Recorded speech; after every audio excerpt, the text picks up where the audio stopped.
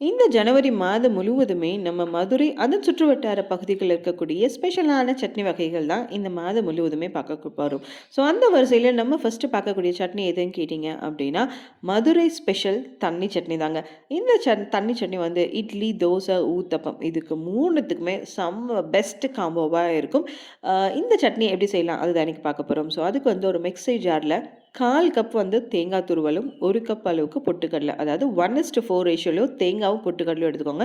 இந்த சட்னி வந்து நல்ல காரமா இருக்கணும். அதனால வந்து ஒரு 5 மிளகாய் அப்படி இல்லைன்னா 4லேருந்து 5 பச்சை மிளகாய். கூடவே வந்து தேவையான அளவு உப்பு. தண்ணி நிறைய நம்ம ஊத்த போறோம். ஸோ அதுக்கும் வந்து கனெக்ட் பண்ணிட்டு உப்பு போட்டுட்டு 2 சாம்பார் வெங்காயம், 10 கருவேப்பிலை இது எல்லாத்தையுமே போட்டு குறைவான தண்ணியை ஊற்றி இந்த மாதிரி கெட்டியா கொரன்னு அரைச்சு எடுத்துக்கோங்க. ஸோ ரொம்ப ஃபைன் பேஸ்ட்டா அரைச்சிட்டிங்க அப்படின்னா அந்த சட்னி நல்லா இருக்காது. இந்த மாதிரி கொரன்னு அரைச்சு எடுத்துக்கோங்க. அதுக்கப்புறம் ஒரு பவுலில் ட்ரான்ஸ்ஃபர் பண்ணிவிட்டு ஒரு 200 எம்எல் நான் வந்து தண்ணி இந்த அளவுக்கு வந்து நீங்கள் வந்து 200 எம்எல் கூட வேணும்னாலும் நீங்கள் கூட கொஞ்சம் ஆட் பண்ணிவிட்டு உப்பு பார்த்து சரி பார்த்து அதுக்கு தேவையான அளவு உப்பு ஆட் பண்ணுங்க. ஸோ நான் 200 எம்எல் தண்ணி ஊற்றி நல்லா கலக்கி விட்டுருங்க.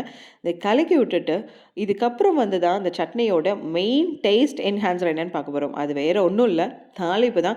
ஸோ இந்த சட்னியில் வந்து கண்டிப்பாக தாளிப்பு வந்து ரொம்பவே நல்லா இருக்கணும். அப்போ தான் வந்து இந்த சட்னியோட டேஸ்ட் வந்து ரொம்பவே நல்லா இருக்குங்க.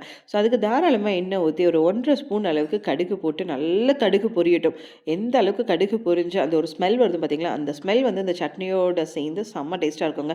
அந்த கடுகு நல்லா பொரிஞ்சதுக்கப்புறம் கருவேப்பிலை, ஒரு 2 காஞ்ச மிளகாய் இந்த மாதிரி பிச்சு போட்டுருங்க. பிச்சு போட்டு நல்லா எல்லாத்தையுமே பொரிய விட்டுட்டு, அந்த நம்ம ஏற்கனவே மிக்ஸ் பண்ணி வச்சுருந்த அந்த சட்னியில் வந்து இந்த பொரிச்சது எல்லாத்தையுமே வந்து ஊற்றி கலக்கி விட்டுட்டிங்க அப்படின்னா, இந்த மதுரை ஸ்பெஷல் தண்ணி சட்னி ரெடி.